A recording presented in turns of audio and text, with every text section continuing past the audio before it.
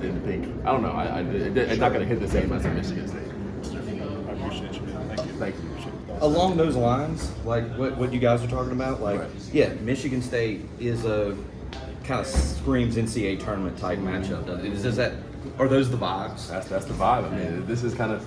It feels like the tournament's really starting now. You know, it's about to be every game now is tough. Teams are tough. No one wants to lose. No one thinks they're going to lose. These teams are coming in. They can beat us. We think they can beat them, and it's going to be a bloodbath. I'm sorry if you've already been asked this, but what do you think of when you think of Tom Izzo basketball? I think of rugged.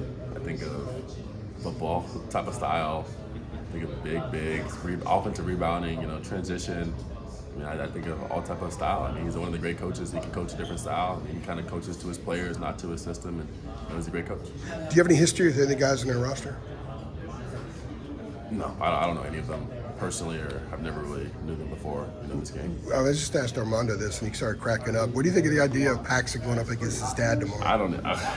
Could you imagine being in that situation? I just want to know what his mom's thinking. I mean, is she going to cheer for her husband? Is she going to cheer for her I asked him, and he didn't really answer. I mean, But Armando actually said that it's good that his mom gets to watch his dad's team now because she's been watching him all year long. So that might give us an indication.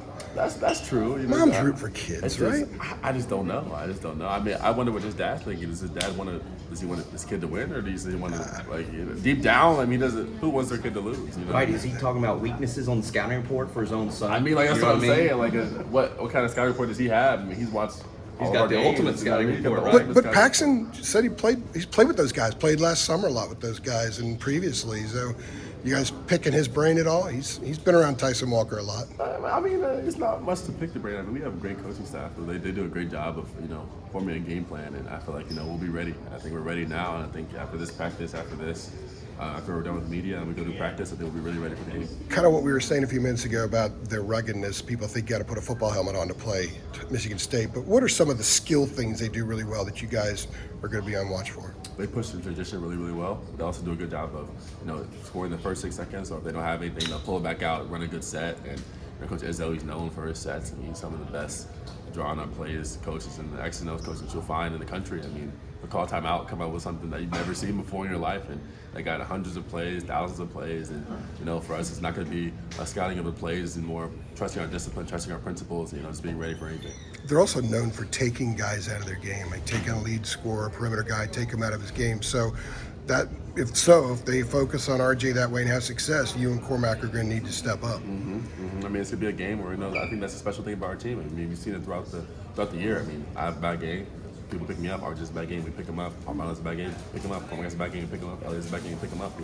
That's the reason I came here in North Carolina, to play with a bunch of other good players where you don't always have to have a outrageous scoring night to win. I mean, you can have, in my opinion, you can have a really good game without scoring 20 points, without scoring 15 points, without having a double-double. You can still play a good game. How do you? The question I think Cormac got in there about Hubert sort of breaking this tournament down into segments with like the Charlotte portion, the possible LA portion, the possible Phoenix portion. Like, how did do you like that idea of sort of going piece by piece, and does that make it, I don't know, any of an easier approach to get your head around? Like, just how do you like that, just in terms of like the thinking of that? These coaches, they've done everything. They played at UNC, they played in the tournament, they won at the highest level, they played in the NBA, so whatever they say, I listen first. I'm all the way bought in. I mean, I know nothing that they don't know. So for me, that helps us. I'm thinking of it as a Charlotte tournament, LA tournament, and Phoenix tournament. So yeah, I'm always bought into that. Well, do you like it though? Like, does that? I mean, it's my first time does doing that it, compute? so I don't. You know what I'm saying? It makes sense. I mean, yeah, it makes sense to take it. And I think it helps it take one game at a time, for sure.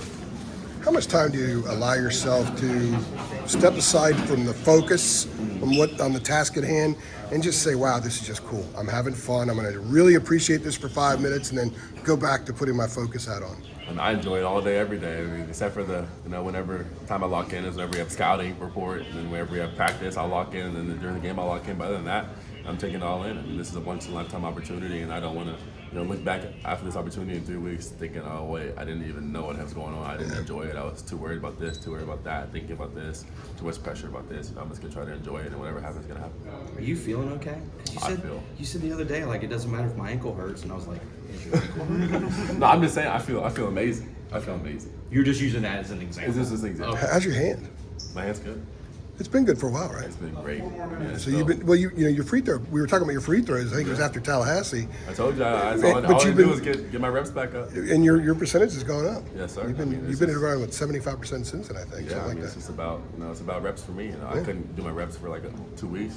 2 months because I was dealing with the sprained wrist and I couldn't really do anything about it. And I didn't want to sit out, so I kept playing through it. You know how good Kentucky is. I mean, that's a team that's super talented.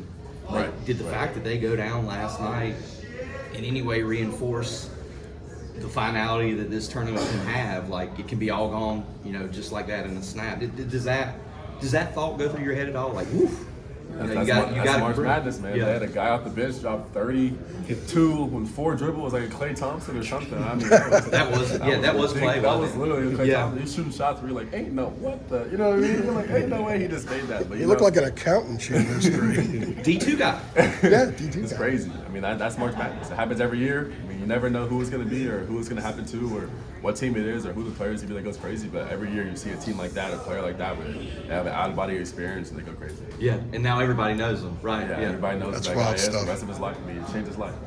Amazing.